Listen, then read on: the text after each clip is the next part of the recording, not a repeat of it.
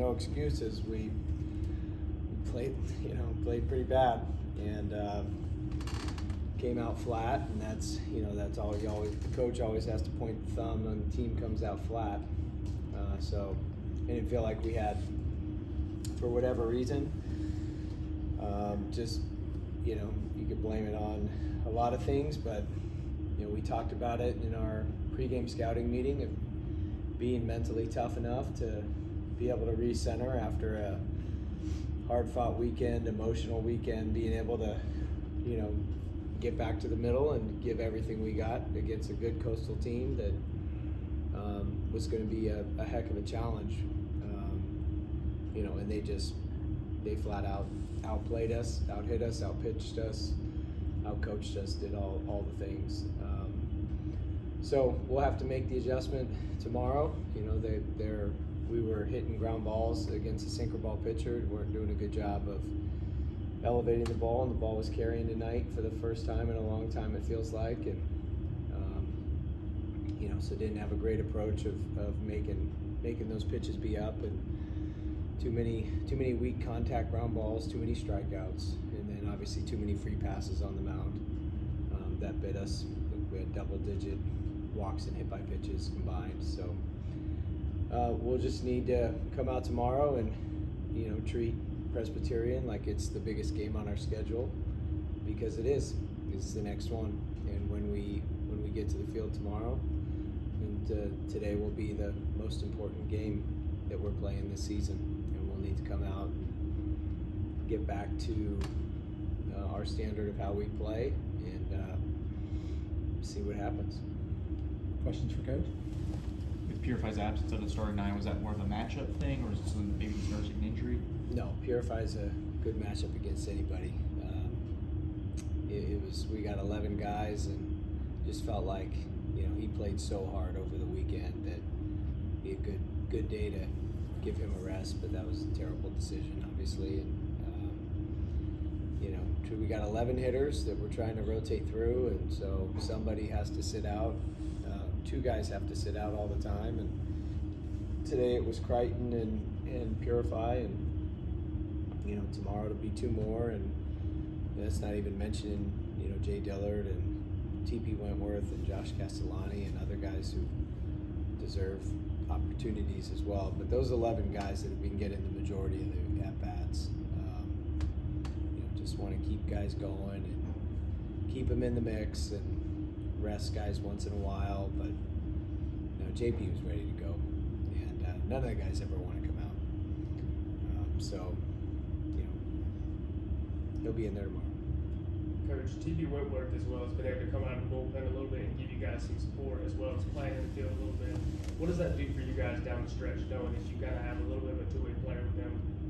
Yeah, I think he's going to be a phenomenal two-way player. I think his best years are ahead of him. I could see him even morphing into a Caden Grice type, where he's a middle order hitter, playing center field here someday, and also able to be a significant innings pitcher as well, whether that's a high leverage relief role or it's a starter role. But I think he's got that type of potential when it's all said and done. Not this year, obviously, but I think that's in his future. And the more he gets out there, the better he gets. And so we just got to keep running him out there. I really like his swing and his physicality, and he doesn't look like most freshmen. So we got to keep giving him opportunities, because he's got a lot of talent and a very bright future. Coach, 12 free bases tonight, by the way, hit by pitch or walks. Just what's your thoughts about that, and what's the message to the pitching staff? My thoughts on that are that is not the recipe for winning. That is the recipe for giving up a lot of runs, and it's certainly playing with fire. And we've flirted with that a bit.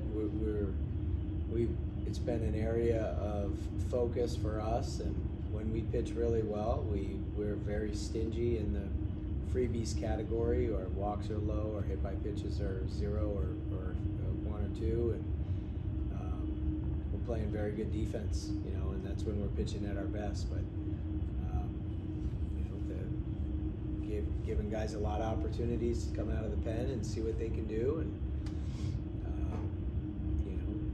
we've even on the weekends with our starters. You know, the recipe's very simple. When we minimize those things and keep our walks per 9 innings closer to 3 versus closer to 4 or over 4, then good things happen for us.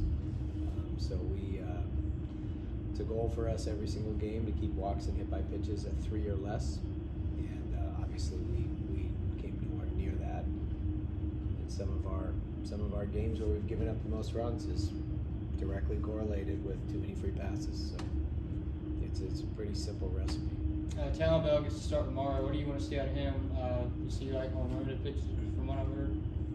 Yeah, he's on a medical rehab progression, so it'll be a strict pitch count, 1 or 2 innings. But just I'm more excited to see him out there. I mean, he's been working hard, and whether he does good or bad is irrelevant. It's more that he's back, and we're gonna get him in there. He's making his collegiate debut, so he's very excited and he's ready.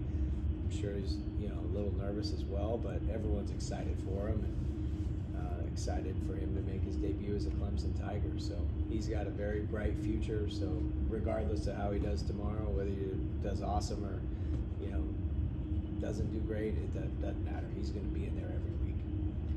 Coach, do you think it's a good thing or a bad thing that it's such a quick turnaround from today to tomorrow?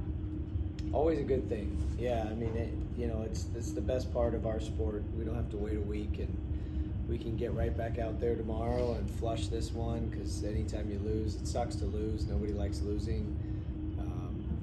But when you can, hurry up and go to bed and wake up tomorrow and it's already game day and you got a new opportunity, that's awesome.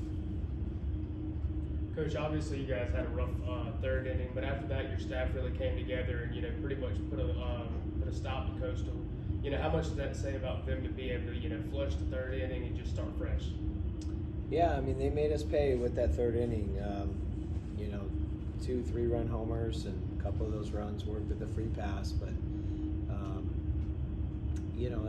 tip of the cap to Coastal. They made they get 5 hits, and they made a couple of them really count. And but that's still, even though we only gave up 2 runs outside of the third inning, there was still too many times we were flirting with danger. I mean, it's just, even though there were a lot of zeros up, it's not the recipe to start the inning with a leadoff hit by pitch. That's not going to work in the ACC.